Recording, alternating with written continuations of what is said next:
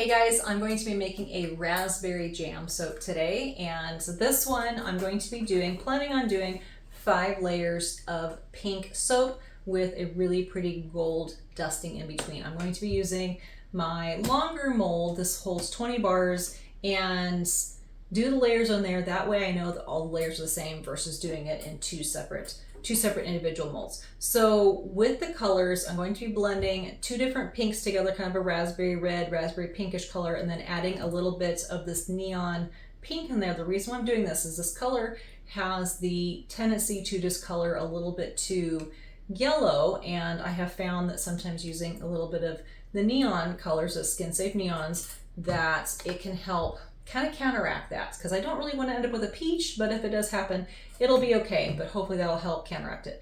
And I'm going to be adding the colorant to the entire batch. The fragrance has a tendency to accelerate, so what I'm planning on doing is making the entire batch, adding the color in, and doing a very thin trace, and then adding the fragrance in and pouring it, excuse me, let me backtrack.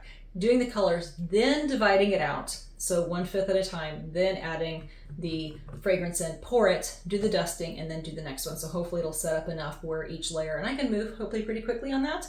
So I think it's going to be a really, really nice, summery, amazing smelling soap. So this is going to be raspberry jam, and the fragrance is a decadent and sweet blend of wild raspberry, grape, loganberry, rose, lily, and cranberry.